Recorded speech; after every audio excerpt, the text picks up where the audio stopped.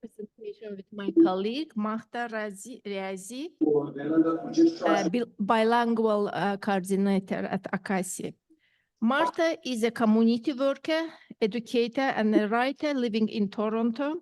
Marta works as the bilingual coordinator, offering capacity building programming and resources to Francophone organizations in the settlement sector.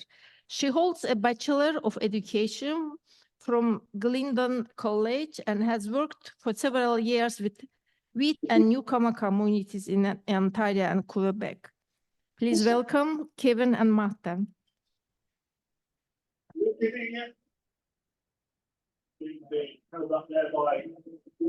Can't get rid of me for today, guys. Back again.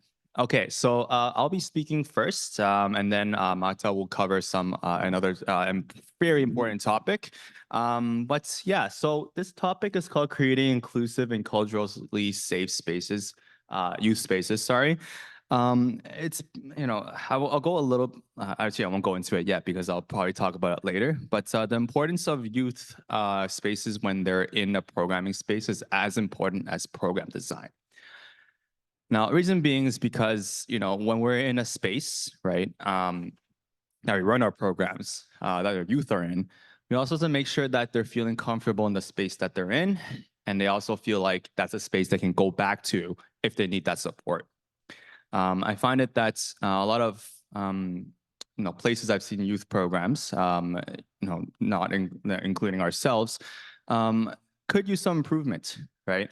Not saying they're bad spaces or unsafe spaces for youth to go to, but they can definitely be improved, right? And it could definitely help retain the youth to keep coming back, depending on the space. So I'm here to share some introductory kind of insights on it first. Speaking of that, the agenda, I'm going to give an introduction, and then I'm going to address some key challenges as to youth spaces, both online and in person.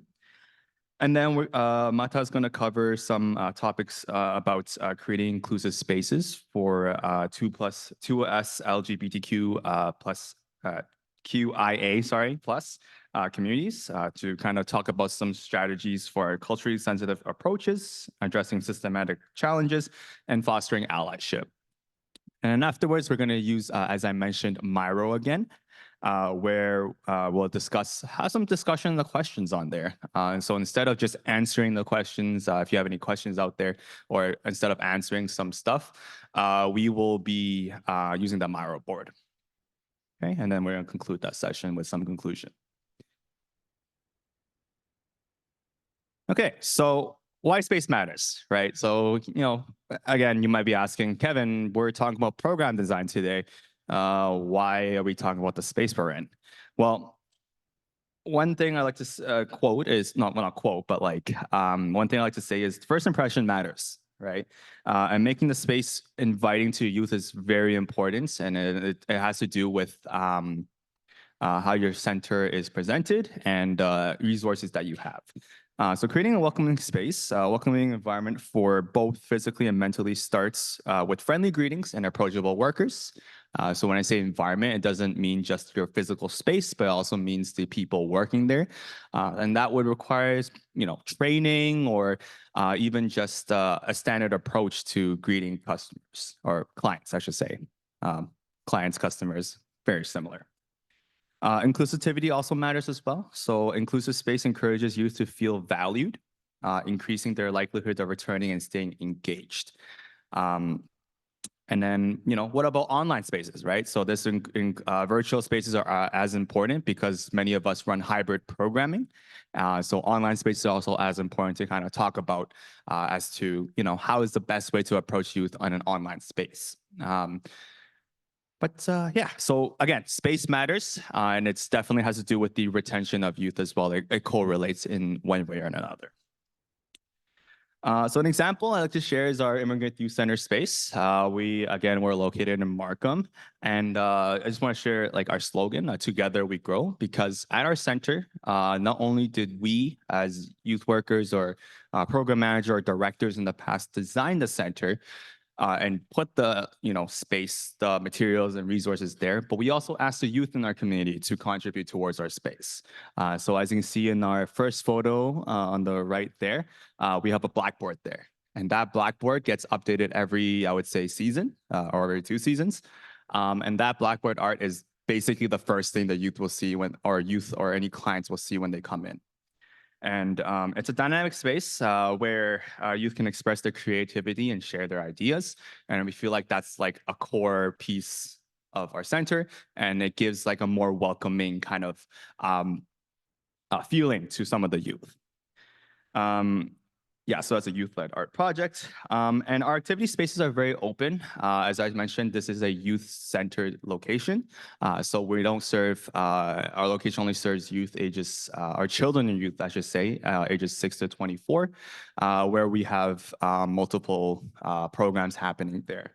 We have a computer lab, which we have upgraded those recently to a Mac computer, so make it more attractive for youth to sometimes drop in to do some, homework or something like that they need to work on, or even Adobe workshop kind of thing. As well as we have a kitchen space at the back, which kind of highlights our baking programs and stuff like that. Those are things I mentioned, as well as we also have a creative studio, which I don't have a picture of, but we actually have like a green screen studio where we encourage youth, if they have any creative projects they like to do, that's a space they can use for free to kind of use their studio room to do any video editing or video making projects that they'll like there. But yeah, again, our center is designed by youth for youth empowering creativity and community.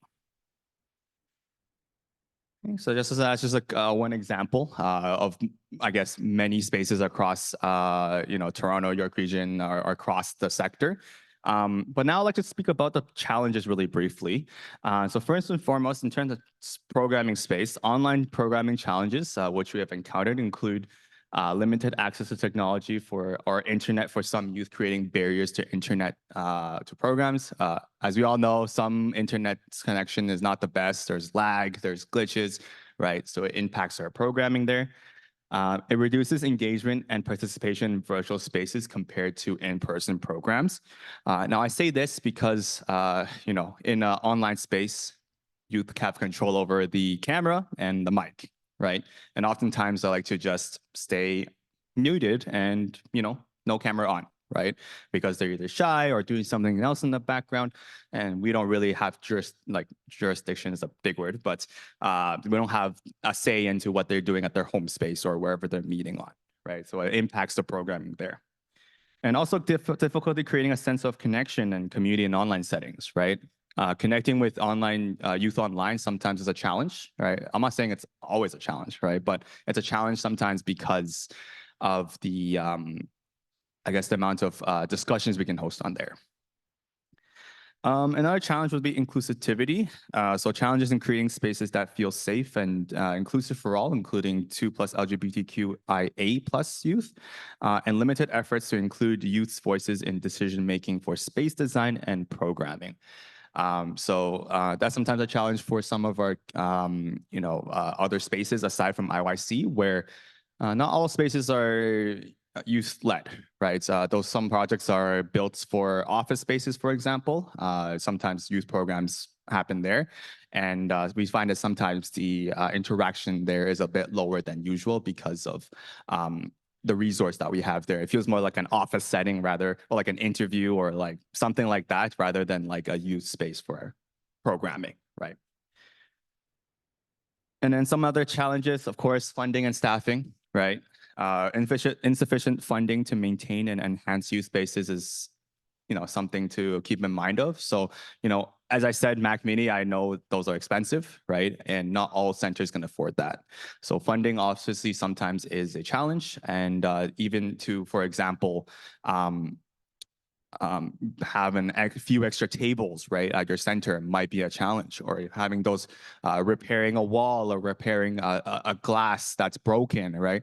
I still have a broken glass in my center. I'm not ashamed to say that because lack of funding, right? And limited budget for facility upgrades is as I mentioned, a challenge. So just want to kind of throw it out there. And last but not least, training and development. So of course, inadequate training for staff to address diverse needs of youth is, of course, something to acknowledge because training is oftentimes important to recognize that youth, need workers that are trained to see how they can interact with them, especially with, if some youth are from, again, as another example for that is a war-torn country or someone who's experiencing trauma, and if the youth workers aren't trauma-informed trained or something like that to have a conversation with the youth, that would impact their stay for their program or, affect the programming and how they feel around the center. Okay, and there's just some final notes here in terms of how, just kind of wrapping up in terms of how programming spaces and programming are interrelated. So again, space and programming are interconnected. The physical and virtual environment directly impacts program success.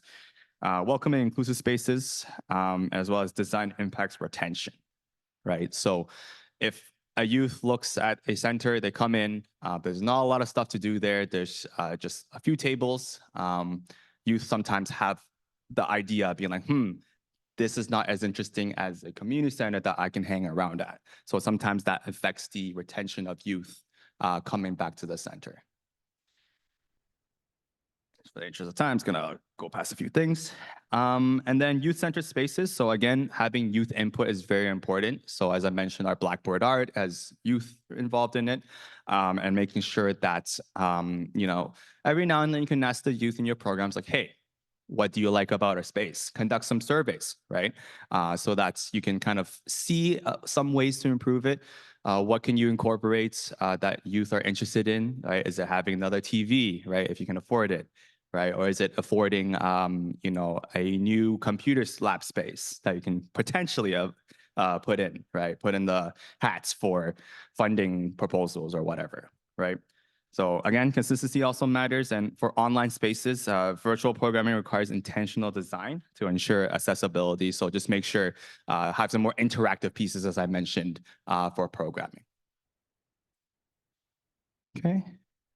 And with that being said, I'm going to pass it over to Mata now to talk about creating inclusive spaces for 2S LGBTQIA+ youth.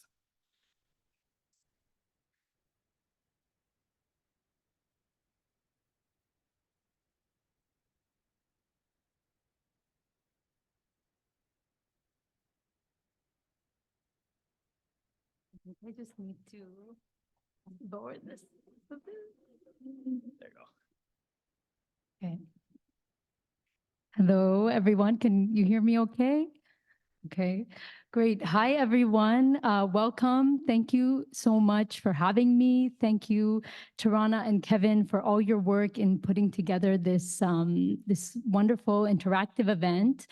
And thank you to all of you for, the work you do, which is not easy in this moment in particular, for being here and for having an interest in supporting youth who are, facing no shortage of crises right now, right? So thank you for having an interest in creating positive, inclusive, and culturally safe spaces for newcomer youth, which is going to be the topic of this kind of brief talk that that I will be going through, this brief presentation. So my name is Mahta. I use she, her pronouns, and I am part of OCASI's capacity team. We create resources, networking for the settlement sector in Ontario. And I work in particular on a project called Positive Spaces Initiative, where we focus on supporting organizations and giving culturally appropriate services to LGBTQIA newcomers. So I want to start kind of by like grounding ourselves. I find sometimes when I get lost or overwhelmed in this work, I find going back to, where are we? Who are we serving? What are we doing? And we did, we had this beautiful grounding in the beginning of this morning's session with our land acknowledgement. So I won't, I had a land acknowledgement as well, but I won't read it out again. But we are, of course, on the lands of many First Nations. And, we cannot begin to talk about creating positive and inclusive spaces for newcomer youth who, we are welcoming onto these lands, right? Without looking at, the history and the current realities of Indigenous oppression, Indigenous youth oppression in particular, on which this, this land on which we work and live was built, right? So let's root ourselves in that reality. I mean, we have here the painting, you all might be familiar with it, of Kent Monkman showing Indigenous children being taken from their families. This is a picture of Duncan Campbell Scott, who is a Canadian politician who played a very pivotal role in expanding the residential school system. So the residential school system, I think most in this room would be familiar with it. If you aren't familiar with it, please do research this part of our history, right? That, carries into our reality as well. I would actually really recommend the Yellowhead Institute, which is an intellectual hub that is completely Indigenous-led in TMU. And they have a lot of really great, well-researched, accessible resources, which we use in OCASI's PSI program as well. So this is a bit, this is our history with youth, right, in Canada.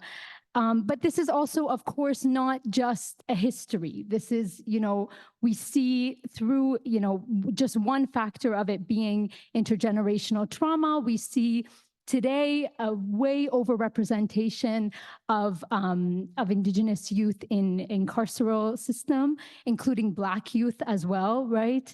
Overrepresentation in state care. We've actually never had in history this many Indigenous youth in state care.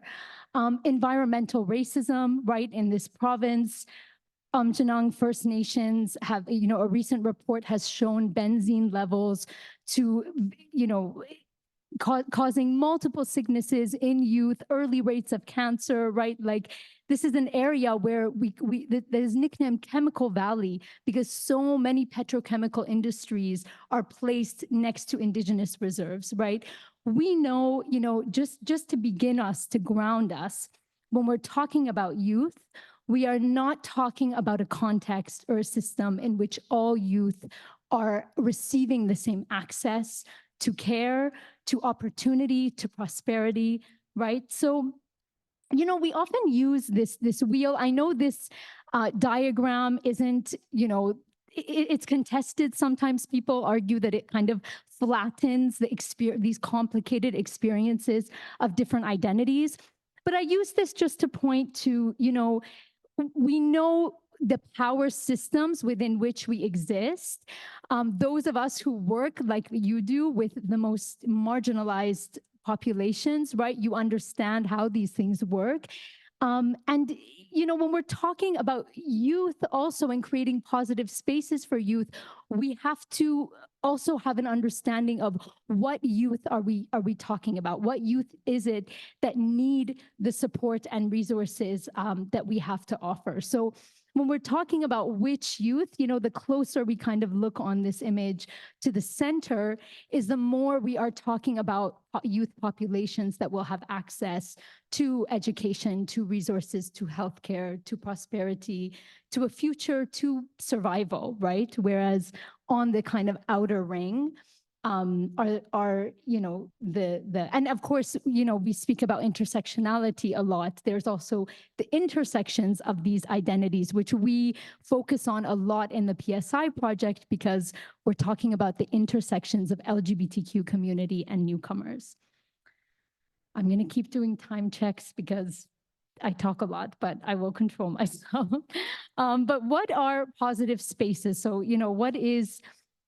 what are these positive spaces we want to create? So again, the PSI project, we work with 2S LGBTQIA communities. So we define positive spaces as welcoming environments where gender and sexuality diverse immigrants, refugees, and newcomers can access culturally inclusive services with dignity and respect, okay? But what I would add, because I want, I know we work with all kinds of populations, and I kind of want to expand that the idea of a positive space. Today, I'm going to add some markers of other kind of points that we focus on when we're talking about how to create an environment that is positive for youth. So we focus on things like cultural sensitivity. So one part of our project, the reason this kind of need even expressed itself in the sector was we would have 2S LGBTQ newcomers and saying, I go to a center and there's a pride flag and there's LGBTQ hand guide, but it has nothing to do with my community.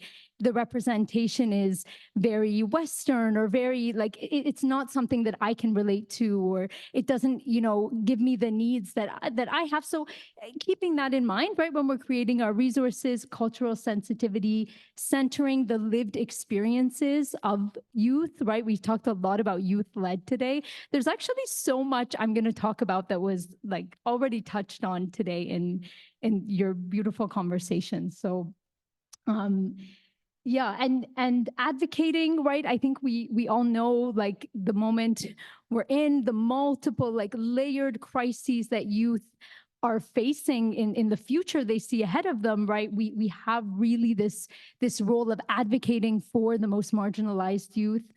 Critical thinking and anti-oppression, right? That we think, we contextualize our work. We root ourselves in the realities that the youth we're working with are facing. So how do we create positive spaces in the workplace? We're kind of going to go through these two major questions in the short time I have today.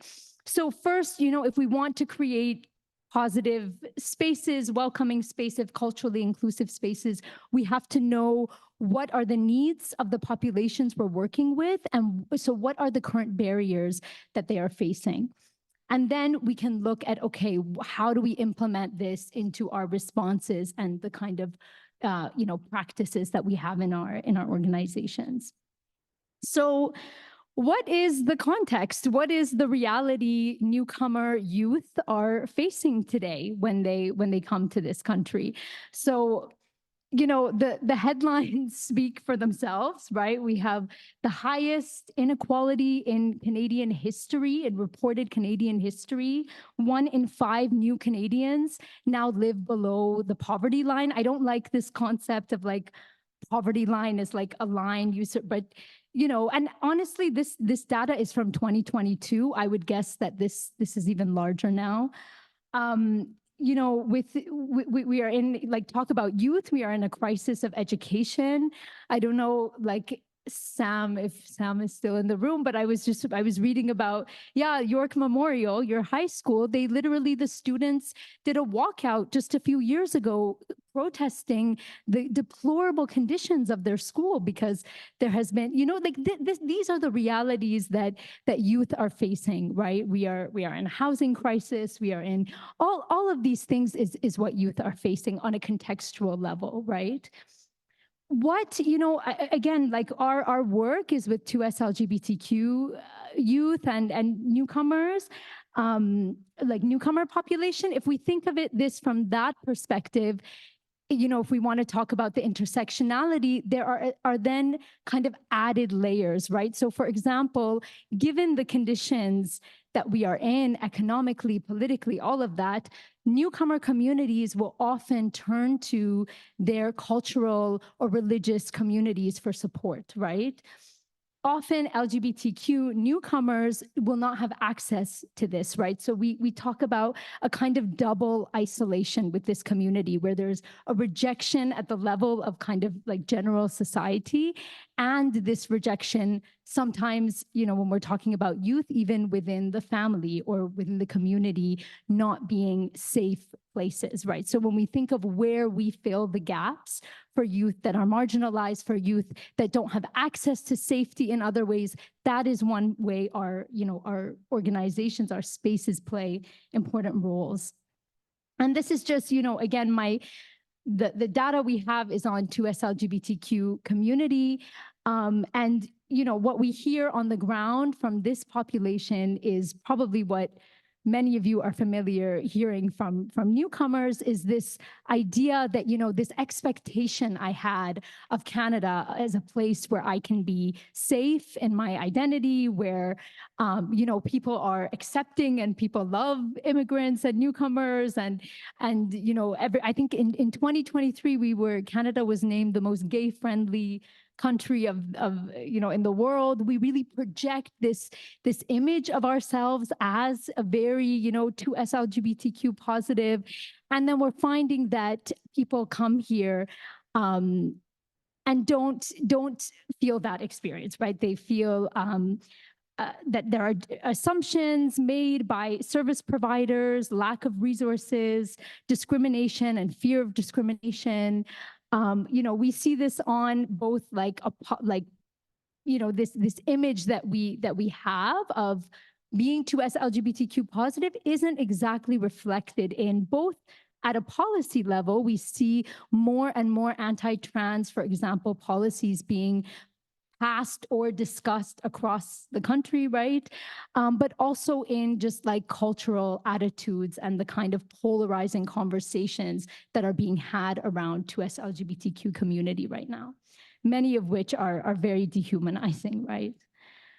So, okay, that being said, I feel like I just threw all of these problems at you, and you're like, okay, well, my organization or me on my own, I cannot, solve the housing crisis in one day. I cannot solve homophobia in a week. So what can we do? What in our organizations or in our individual work can we do? Well, the answer then becomes using our resources, what is available to us, to kind of to create these positive spaces, these spaces where youth can feel heard, where they are visibilized, where they are seen, and where they have space to bring all of their complexity and all of their identity into. I wanted to share this foundational human needs diagram. This is a wonderful trans artist and writer and activist, Kai-Cheng Tom. Some of you might be familiar with her work. And, we all do such different work that it's, we can't all have one universal, like, these are the needs of the populations we work with. We all work with different populations, but, not to be overly cheesy, but one thing that we know is foundational to human social needs is love, right? Everyone needs to feel love. Everyone needs to feel like they can be loved and that they can give love. And Kai-Cheng Tom categorizes this really beautifully in kind of the intersection of belonging, freedom, and safety. So when we're creating and designing programs for marginalized youth in particular, who might not have access to these feelings very, very often, we have to ask ourselves, how do I create spaces in which marginalized youth feel belonging and freedom and safety? And again, just kind of general guidelines, sorry, give me a time check also if I need. Just some general guidelines, because again, we all do such different work. We work with such different populations that, how we approach the work is going to be different. But the first thing I would say is giving space for youth, for voice and expression. And I know this came up earlier. We talked a little bit about the arts and how important arts programming is, because, that's really a space where youth can, the arts is such a human language, right, for expressing complex or, not fully formed or intense emotions. And when we're thinking of the reality of the newcomer youth we're working with, right, like we are working in the settlement sector in a time of mass displacement, some of the largest mass displacement events we've seen, right? All around the world, there's multiple wars, genocides going on, and the youth that are coming into our spaces are very likely youth who have all kinds of trauma and all kinds of which we've also kind of addressed, there isn't always resources for. So what can we do to create spaces of healing and acknowledging at least those experiences, the reality of them? Bridging, like I think, again, we've talked about this a lot throughout the day, but really like making connections. We talked about the kind of double isolation that LGBTQ youth experience, right? And isolation, I really want to point to, like, this is not, I think we all know this, working with marginalized communities. Isolation, when we say isolation, like we are talking about survival, like really, really, especially in the conditions that we are in. I mean, we had just last year in Mississauga, LGBTQ newcomer, mother of 4, freeze to death outside of a shelter because our shelters are at capacity. This was someone who had, was turned away. There weren't enough beds, waited outside, but had nowhere to go because,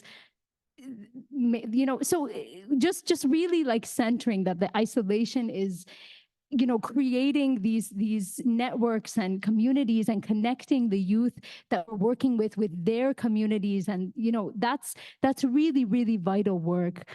Paying attention to physical space, we're going to touch on that a little more. I think Kevin did a great job talking about that as well.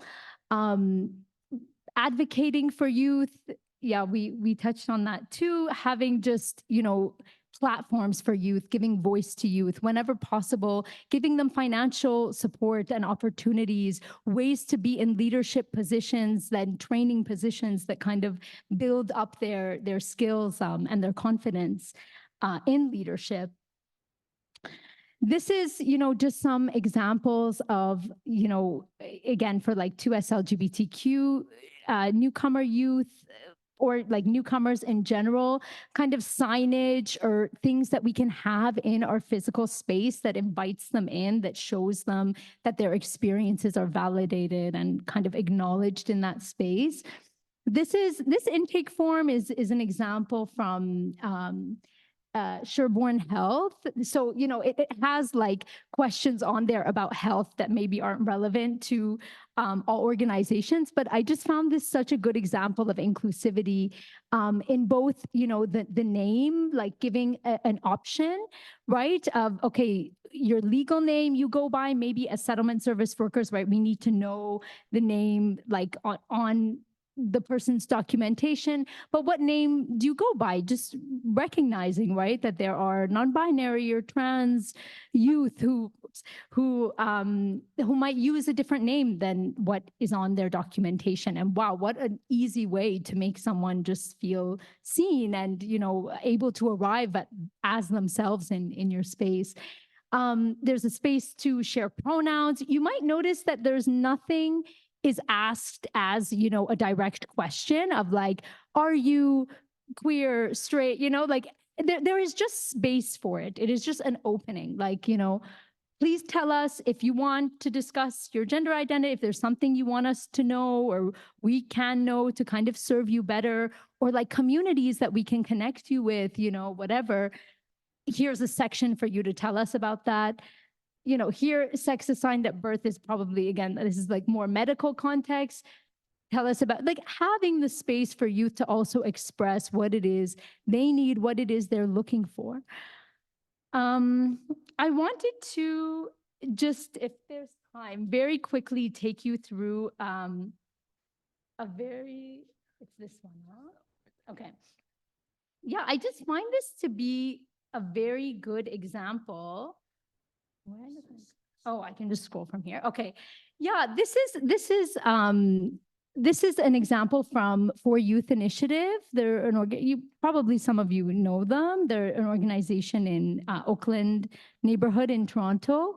And they put together, like, I think this is just such a good example of something like a project that is youth led, right? Like this is all youth voices and that really creates space for youth expression. So this is an advocacy guide for Black high school students in Toronto.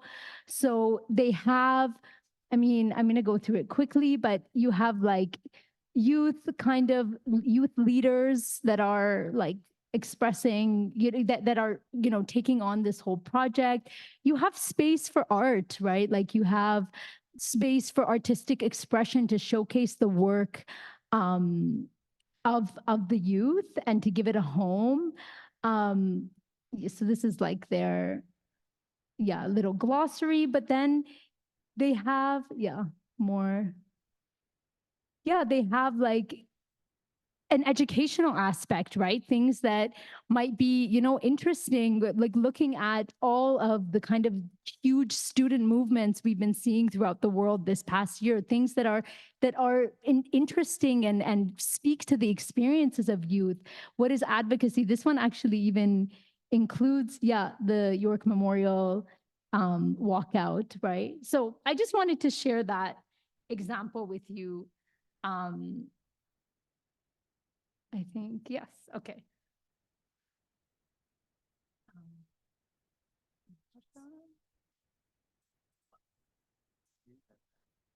Oh, I see, okay. Thank you for bearing with us. Just some more examples, like speaking to this also is Sherborne Health, a youth program at Sherborne Health, where I think they do a great job even on their like website, the kind of information they have, the inclusivity that they have. Speaking to as well just the material needs of youth. So I don't think this is on here, but they also have like a section on their website that talks about how, transportation and food will be provided, transportation costs will be covered. I think we talked about that a little bit today as well, but just addressing those financial realities of youth. We don't have time to play this video, but I will include it with the slides that we send out. I wanted to wrap up just by connecting you with some really wonderful, they're not all queer organizations, but just some really great youth organizations. A lot of these in the Toronto area. Toronto Plant Life, I would really recommend, connecting with them. It's a Indigenous youth-led group that has a kind of plot of land in Etobicoke, and they bring people over, kind of teach about, like, I've learned so much about how to harvest and this kind of collective gardening youth-led experience that also teaches about the land. Black queer youth, queer Muslim network. So finding also, I think, like having in this kind of moment that we are, like connecting with each other, bridging our programs, supporting each other, networking across our organizations is so important for us, right? We see what's happening in the US, what's also shifting and changing in Canada, right? We need to kind of network with each other. Well, youth need that too. Like youth need those networks and connections more than ever too. And I think our organizations can be hugely like act as bridges in that way. And this time, we're not doing any group work in specific, but instead of having everyone answer a question or two, I'm going to put there's going to be a Miro board up where you're going to answer those specific questions onto the board. So 1 second, I'm going to shift over. It's on the right side of the presentation, and I hit it because I don't want you guys to see it yet and cheat. But boom, okay. So it looks a little bit different. There are 4 key questions here. We don't have to answer all of them in order, but whichever question resonates with you the most, I'd like to copy and paste a sticky note onto that specific section and answer that question. It could be from yourself or from your people in your table, but this has to do with our conversation about youth spaces. So the first question is, what are key points to keep in mind when designing youth spaces? How does funding play a part in this? So the reason I ask this is I want to hear from you guys in terms of what are specific, youth spaces you guys have, right? I shared a lot about our Immigrant Youth Center. You can ask me back the same question if you'd like. But we have, a great space at IYC, but I'd like to hear from you guys. So if you, you can go to that part, just again, copy and paste the sticky notes on there. That'll be great. And then we can discuss that. The second question is, what training or resources do you provide? Oh, someone just deleted my thing. Oh boy, someone's in trouble. I'm kidding. I did not lock that. That's so sad. That's okay. Hiccups happen. I do have the questions on paper though. Okay, so for the second part, I'll distribute these in a little bit. Backup plans, guys. What training or resources? Oh, perfect. What training or resources do you provide or can provide to staff to ensure they foster inclusivity in the space? This is, again, could be for managers, for youth settlement workers, regardless. This is, what kind of trainings do you think would be useful for this? The third question is, what makes a programming space unattractive to youth? I think that's a very important one to ask because if we don't know the answer, it's hard to design a great space for them, right? So what are some things that may or may not, or sorry, that may push away youth from coming to your center? The fourth and last question is, how do you build a sense of belonging, sense of community and belonging in your programming space? And that's a very important one because as we talked earlier, having a great rapport with the community is very important. So how does a space kind of incorporate in that aspect? So as people start putting sticky notes up there, does anyone need a physical copy of the questions or is that okay? I assume that's okay for now. Okay. But while people put it up there, I just want to share a bit more about our Immigrant Youth Center. So as I mentioned, the space is fully youth designed. We used many years of work from multiple youth to be able to incorporate how we function or how our spaces are designed. We constantly upgrade things. As I mentioned, we upgraded our computer lab, or we also have to upgrade certain things such as the materials that we have, right? A lot of changes happen, such as could relate to capital costs, like sofas, I don't know, something that makes the place look welcoming. Yeah, I think that's a great word for it. Okay, great. We got some stuff. Well, I was trying to stall there if you didn't notice. Great. We got some answers for the first question. So let me scroll in real quick. Remember to copy and paste, guys. Don't take the sticky notes. Yeah, so some key points for number one, I'm just gonna take the mic here, is welcoming colorful walls. Yes, I think that's a great one. Art and lots of comfortable seating to relax, socialize, work, etc. That's a great point because if it's not a welcoming space for youth, how can it be welcoming for your staff as well? Right, so that's, or for yourself, sorry, for your staff or yourself as well. That's something to keep in mind as well, right? Murals that show diverse communities. I agree with that. Being the newcomers that we serve, they come from multiple diverse backgrounds. So I think that's very important.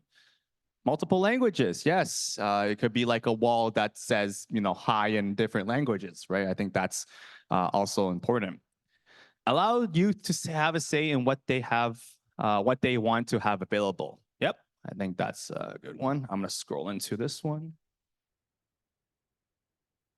Computers in space adds value for students and parents to access online materials that might not be accessible from home. Thank you, Shane. Funding can be circumvented through donations. Yes, donations, corporate sponsors, right? Age, location, and program. Perfect.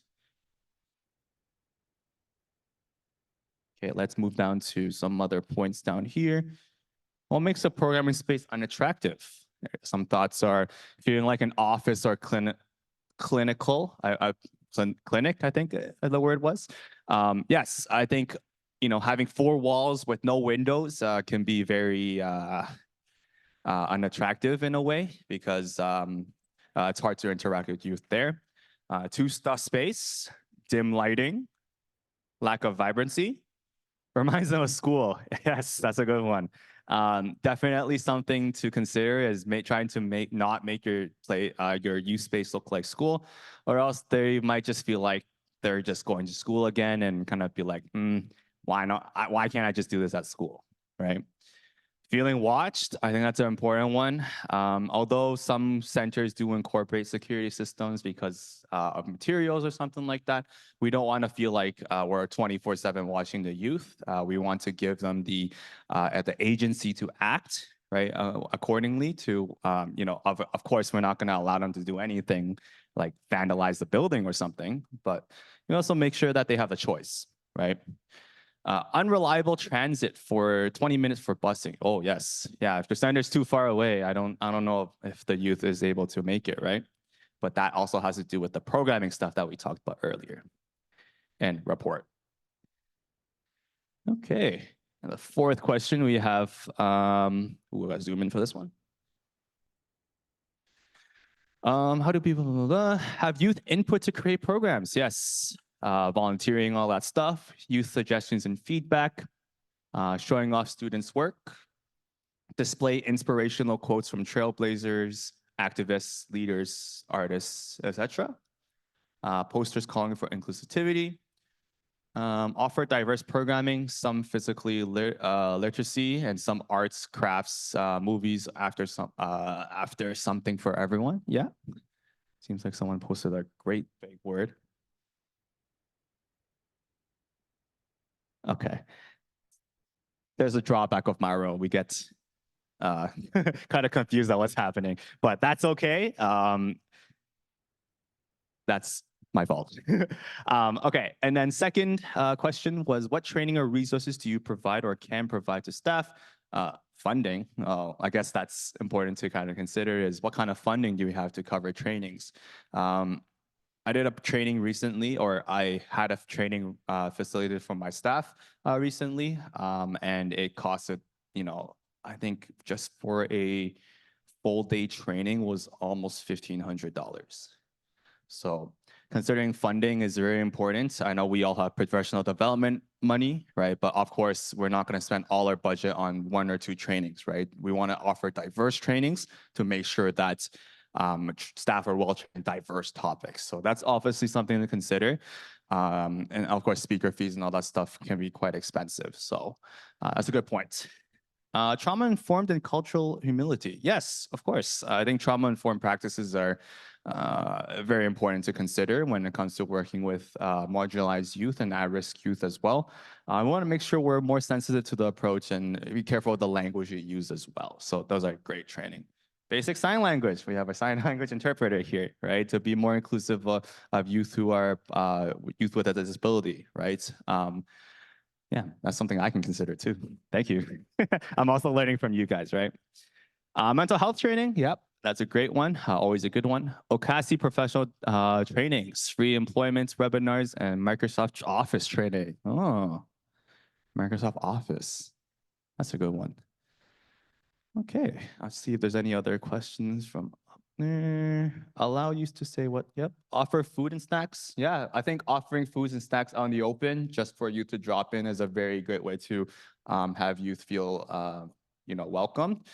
We do a lot of baking programs at our organization, so sometimes we put out some of the goodies that the youth made to kind of bring back home and stuff like that, and it kind of attracts them to come back. Food is like almost the #1 motivator for youth to come because it's after school usually and they're hungry.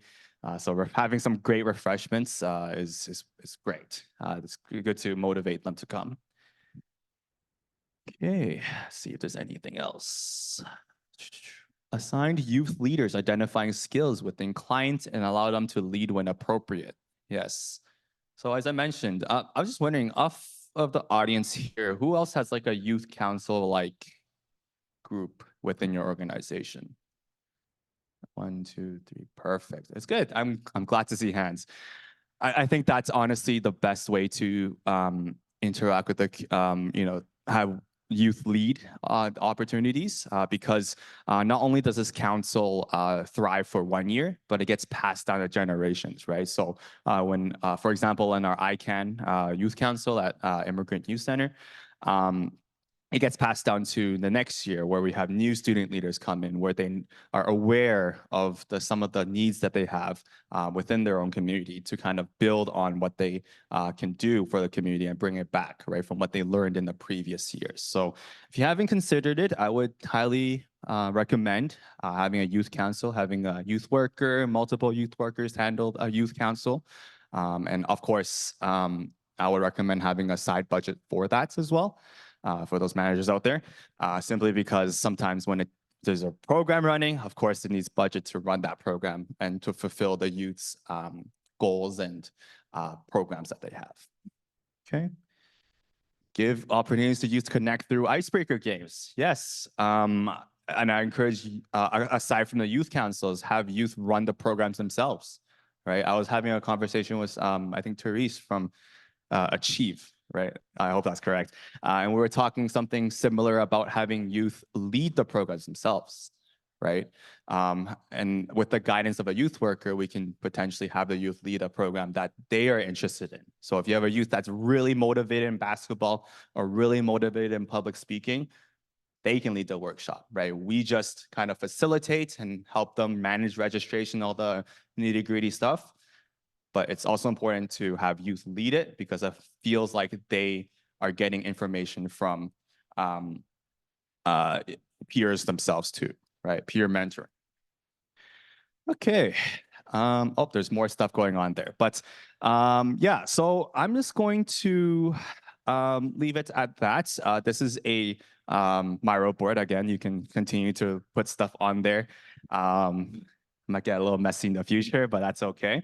But yeah, I'm just gonna leave it at that for now. So I'm gonna pull back my presentation to kind of wrap things up. Thank you for participating, by the way. I love it. Love the participation levels here. Perfect. This is the Miro board. Okay. Perfect. So some key takeaways from this presentation is programming space is as important as the programming itself. Both need thoughtful planning. Okay, so without an effective youth space, your programming may only last one time, a few weeks, could last, a few months too, right? But without an effective space, it's hard for youth to keep coming back. You'll need to spend more effort in, recruiting youth than actually focusing on the planning itself. So, we see this in all around our work at IYC. So it's just something to bring out.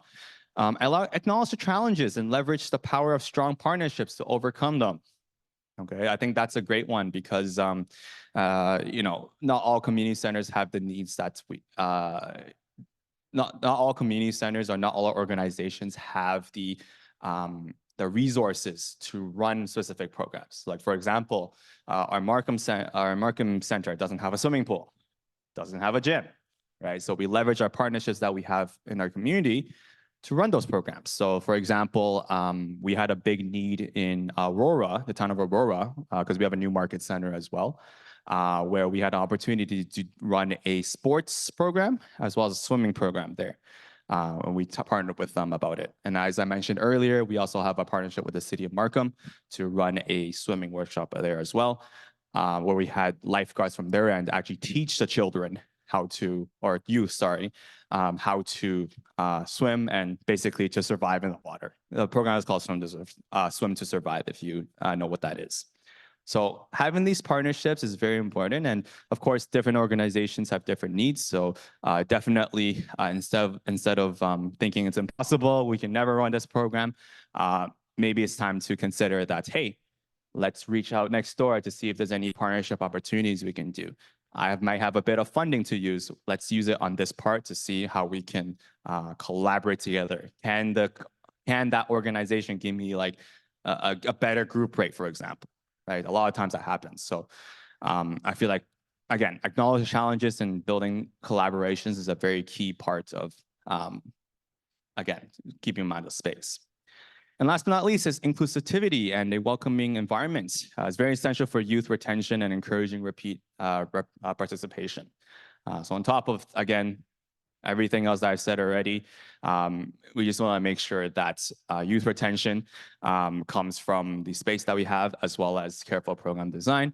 And of course, we want to make sure that everyone is in a safe, culturally safe space, as Mata mentioned a few times, to acknowledge that to be inclusive of any of these specific factors that the youth need help with and stuff like that. Okay. And with that being said, I'm going to pass over to you guys to see if you have any questions for Mata and myself. Online questions as well.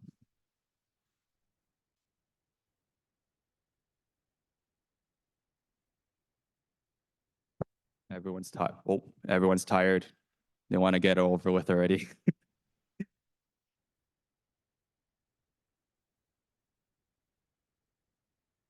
Everyone's tired. Oh, we have some questions. Perfect. Lovely. Hi, Kevin.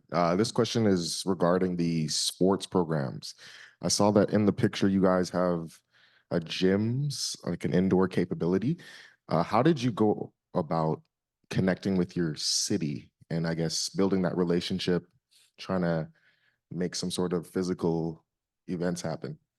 Yeah, so I can't speak towards specifics. I can speak from experience with the town of Aurora and city of Markham. City of Toronto haven't been able to develop a strong connection yet. But to start that connection, they usually have an outreach coordinator kind of thing. I know the specific center I was at for City of Markham and town of Aurora, they were doing some outreach, and then we got connected with their center manager and all that stuff that managed all the programs. And to reach out to those people, you might need to go out to the community centers and ask them, hey, do you have a recreational programmer? Or do you have a aquatics programmer that is wanting to do a partnership together? We're nonprofits, we're looking to use your space. Now, I will say, it is a bit hard to rent their space or get their space to run your program because a lot of times they have their own programs, and cities sometimes are very busy and they're not able to get back to you immediately. So what I can say to that is just constant communication with them, whether it be in-person visits or emails to them multiple times. Just stay strong with that and see if you can figure something with them. That's just from my experience. Thank you. Yeah. And there was one more question. Perfect. Hello again. My question is in regards to feedback and such. So we know that one way to get feedback are those surveys that you pass around, whether they're paper or forms. What are some strategies that your organization does to get feedback from youth and families? Something we do is just having a sit down to, and not on top of the surveys that we do. I know surveys aren't sometimes popular. We get like a Google form kind of thing, and then they kind of fill it out. And honestly, a lot of them don't, and some of them do. But to kind of get a better idea as to how to improve your space or get some feedback, honestly, it's just having a sit down one-to-one talk with them or with a group. And again, the youth council that I mentioned that we have is very helpful, simply because they're already there for volunteer hours, and also incentives, right? If you have some kind of funding to use to offer some incentive to the youth to fill out the survey, that's also possible. I know in some of our programs after they happen, we do have a conversation with the youth. We hear a lot from the youth because on top of doing the program, they have some free time to kind of do the activity. We kind of gauge as to what they need and stuff like that, and then we bring this back to or the youth workers bring it back to me, and then we kind of figure out okay, maybe we can do some of that stuff because depending on programming needs or the space requirements that they have, I understand there's a challenge with that, but to overcome that, it's just really build a rapport with the community, connect with the people that you work with, and then work it out from there. I don't know if that's a very vague answer because there's multiple ways to do that, but again, it's really just being in the programming space while they're already there, and just ask for feedback, right? Just have a simple question to them, be like, hey, how does the center feel? Is there any improvements you can potentially put out there? we can bring it back to our manager and see how we can improve the space, right? Simply asking the question that when they're already there works out well, instead of just, hey, here's a piece of paper or here's a link to fill out, right? After the program happens. Like it's, again, youth don't check their emails, so it's hard to do that. No problem. A question there? Yes. To follow up a little bit with Vivian, I know something we do in our space is I tape a piece of paper on the door out with 3 stamps hanging there, a happy face, a bored face, and an angry face. And I usually change that paper asking different things like, how did you like the activity today? Just stamp, the face. And I just count faces at the end of the day going, okay, I had 10 happy faces, 1 bored face.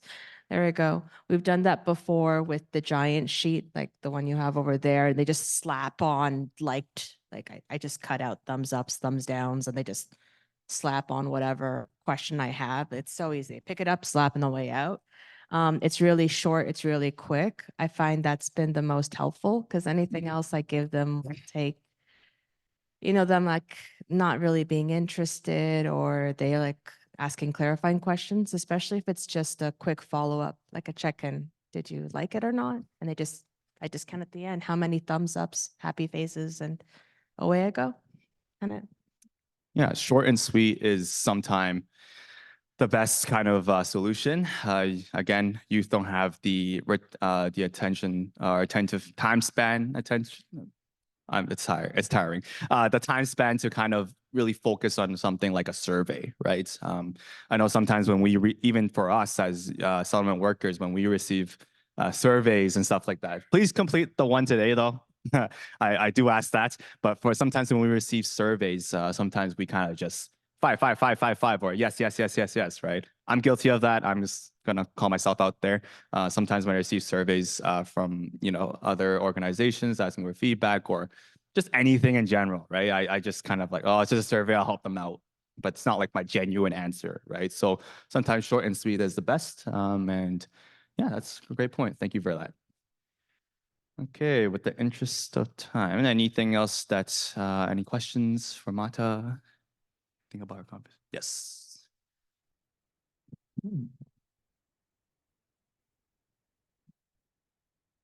Thank you, Martha and Kevin, for the discussion and the presentation. This question is from Martha specifically. I know you mentioned that there is an expectation that Canada is like a safe haven for LGBTQ youth when they come here. It's been the idea that's been shared for a long time now. So I wanted to know, when we're working with newcomer youth, what are some ways that we could, something that we can do to help share a more realistic expectation or like an understanding of the current situation, that things have been changing and there are a lot more challenges happening right now, to make the newcomer youth understand and then help guide them through their settlement process better, if that makes sense. Mm-hmm. Yeah, absolutely. I mean, I think there are the things that we can, like, there's 2 kind of layers of this question. The first is just, what can we offer? What kind of practices can we take on to kind of respond to the needs of this community? And part of it is understanding, right, like the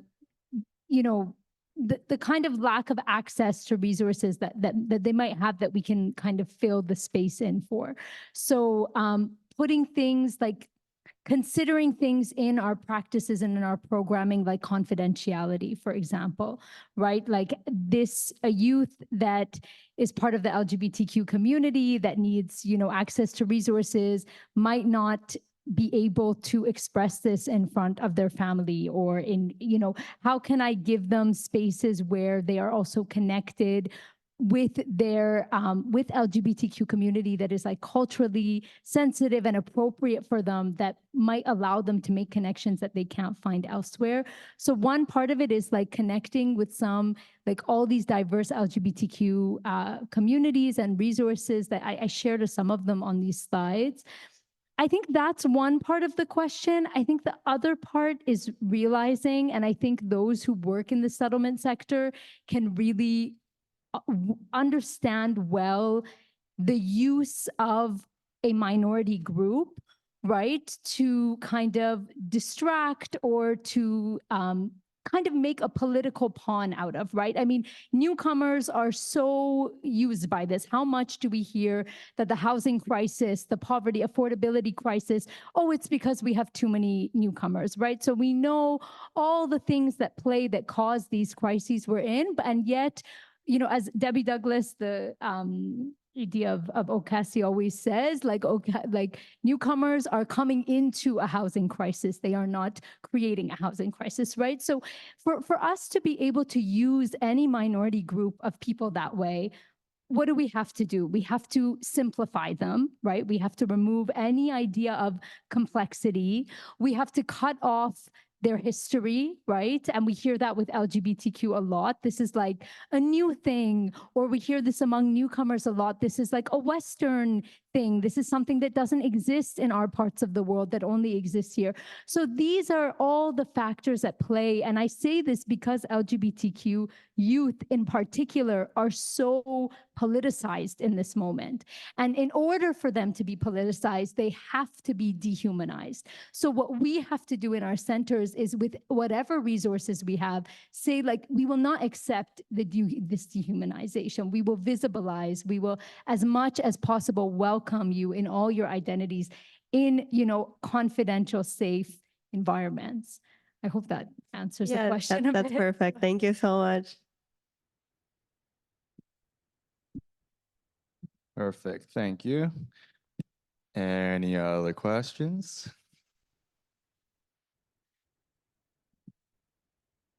Any online questions? Perfect. So now everyone knows how to make a great space for your youth, right? So if I come to your centers, I should, you know, see everything that you've learned today. No, I'm kidding. It's a long process, honestly. It doesn't take just one day, 1 year, a few years. Could take multiple years to build up. And definitely reach out to community partners, or, you know, myself or Mata, to kind of get some insights as to what could possibly, you know, we can, you know, some suggestions, right, based on our experience and stuff like that. And maybe you can share some to us, right? We all learn from together, and that's, again, the key message. Tarana, I'm going to pass it back to you. I'm just going to conclude it here. I know we're a bit ahead of schedule, but hope that's okay. Nothing to include. I want to go over again is just, again, the programming design. So again, we're talking about long-term successes for having effective youth programming. We have to make sure that we're careful in implementing what, you know, both long-term and short-term goals. Continuous improvement. Again, as I mentioned, no program is perfect. We're looking to continuously improve. If you're running a homework club, for example, for one time, and let's say it went great, then you can kind of think about, what can potentially make it better? Is it more volunteers, more resources, right? So again, continuous improvement. I encourage everyone to continue thinking about that.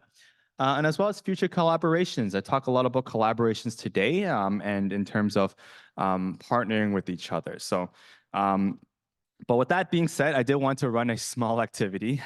You might have seen this before. Our executive director at CICS, Alfred Lam, loves running this activity. So if you have seen this before, don't spoil it. Can I have 5 volunteers from the audience? Just 5 people.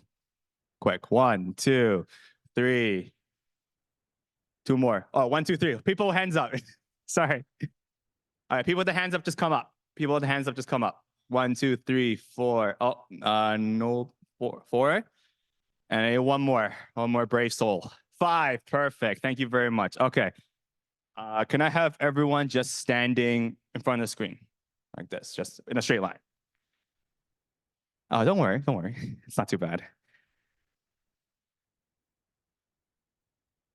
Okay, sorry for the light on the thing. Perfect. Sunglasses, innovation, guys. Creativity. Okay, so I'm going to ask this group just very simply, form a circle. Perfect. Perfect. Okay, so they formed a circle, right? They're all looking inwards. Okay, so my executive director does this better, but as you know, there's nothing wrong with this circle. It's a circle. I gave them an instruction. It's a circle, okay? But one thing I want to note is there another way to make the circle? Perfect. But is there another way with the group? Yes, putting outwards. Okay. Okay. So my executive director always runs this activity because the initial answer when when I ask you to make a circle is facing each other, right? Because we know the people within our organization and everyone's, you can see the people in front of you, right? But as my ED Alfred says a lot, we have to also try to look outwards as well to collaborate with others and because we're already familiar with the people within our organization, it's time to make a circle of collaboration outside of it as well. I'm sure he can say it way better than I can. And every time he runs this activity at every conference he's at, everyone faces inwards. And he'll tell you that as well. Okay, but thank you for my volunteers. But I did want to just put it out there because again, our volunteers faced inside because it's comfortable, right? We want to see the people inside. Here I go. Okay. You want to see the inside of the circle. We want to see, feel comfortable. But obviously, we want to put outside of the circle as well to make sure we collaborate and enhance that. And again, as my Alfred says, 99% of the time, not even 99%, like 100% of the time he's done the activity, everyone faced inwards. So that's just a funny thought. Pardon? Yes. Okay, so I just wanted to kind of touch on that collaboration piece. And then key takeaways from session 3 is again the programming space that we talked about. So again, programming space is as important as thoughtful planning of program design. And of course, program space takes a while to do. It doesn't just take one project to kind of make your space wonderful. It takes multiple of years, right? And if you're doing any renovations like painting on the walls and stuff from youth, you have to find the talents, find the funding for the paints and all that other stuff, right? So it takes many years to do, but I do encourage everyone online and in person to kind of think about that as some food for thought from this forum is think about how you can improve your programming space at your organization, right? It's important to kind of think about that and how can we be more inclusive and make our spaces a safe space or a brave space, right? To kind of have youth being able to express themselves and not feeling the fear to reveal something about themselves that they think they might be discriminated about, right? As much as the work we do with our youth nowadays, it's sometimes still tough to kind of bring that out there. So just some things to keep in mind for session 3.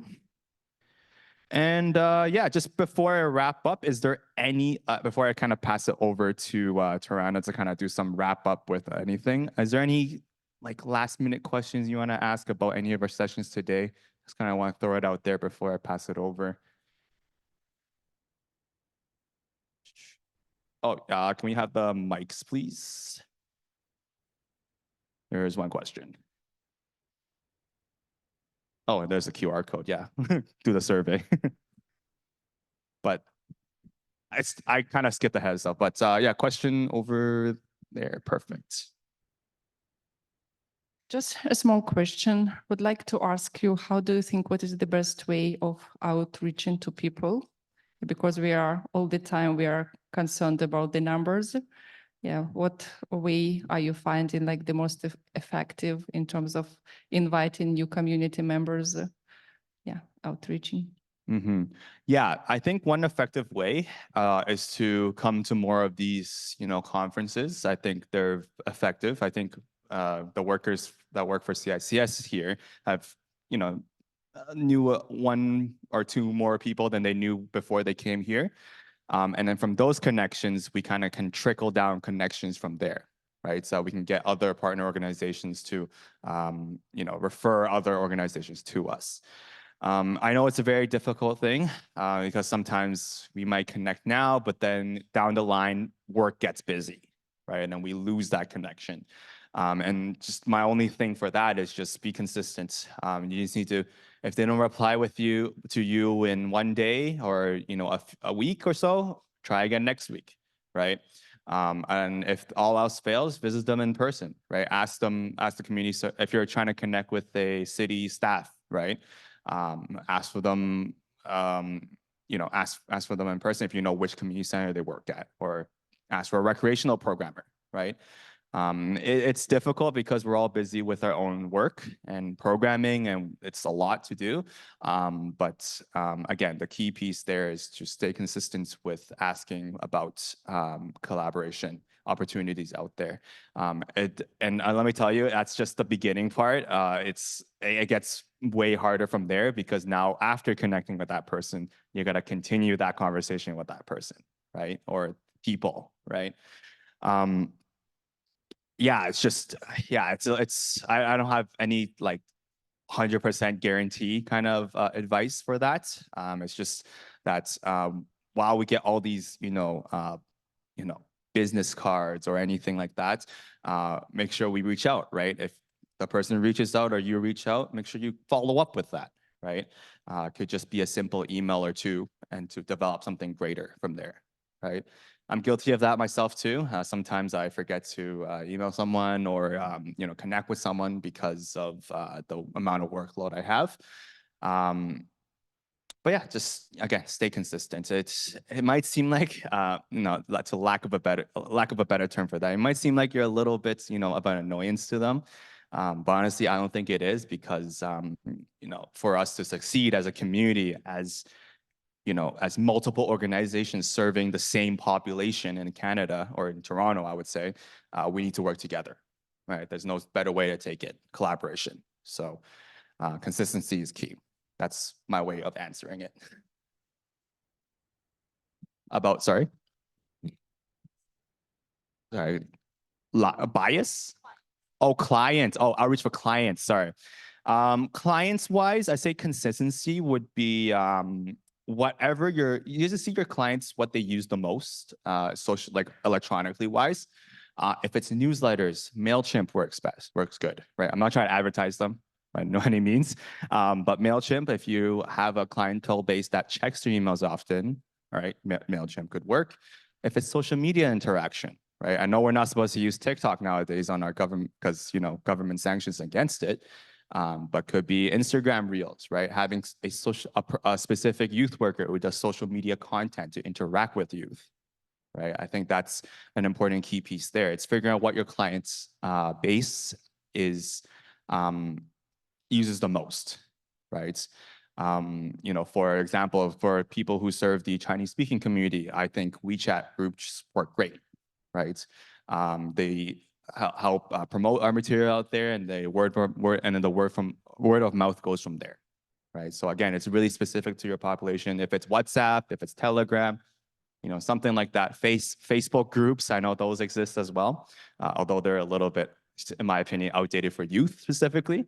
But yeah, for clients wise, again, we have to figure out what they use the most first, and then we kind of tackle the trouble from there. No problem. Any other questions?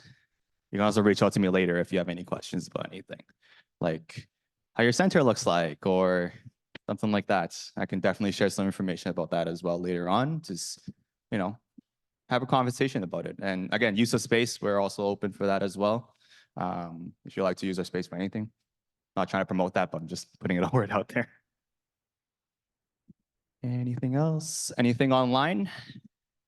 Perfect. Okay, sounds good. Then I will pass over to Toronto to talk about the program survey, and let's see. That's just my contact information. But yeah, I'll pass over to Toronto right now.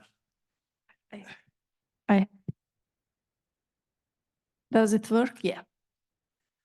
Again, I mean, you all see how this young guy, skillful, knowledgeable, enthusiastic. I enjoy working. I really enjoy working with you, Kevin. And today's discussion reinforced the importance of innovative programs. How it is important to have a strong partnership, especially with indigenous youth communities. The critical role of space in ensuring meaningful youth engagement. We explored how adaptable, culturally responsive programming can create lasting impact, and how inclusive, well-designed spaces directly contribute to the retention, longevity, long terms, and learning outcomes. As you take those insights back to your organization, I hope it inspires you for new strategies and meaningful change. And before we wrap up, I would like to ask you, please fill in the evaluation form. Sorry, I didn't distribute in advance. I will ask my colleague to distribute this. And you also have the QR code on your program. Please fill in the paper form or online form. Your feedback is very important for us. According to that feedback, we can make days like this. We can create days as we did do today. With that said, I would like to say big thanks again to Kevin Lee, Sam Asholu, my colleague Mahta, for making this day, providing your expertise, sharing, and making this day learning experience for all of us. I would like also to say thank you to our sign language interpreter, Francine Gillis, Martin Kopp, and Rana Hamdou, as well as my colleague Carolina, Jessie, Maggie, Kayleigh, and Hind. And of course, I don't want to forget about TMU hybrid system team, Brian, Lucas, and Randall. Thank you very much. Without you, we couldn't have this such joyful learning experience together, and specifically you participant. Without you, we couldn't get together and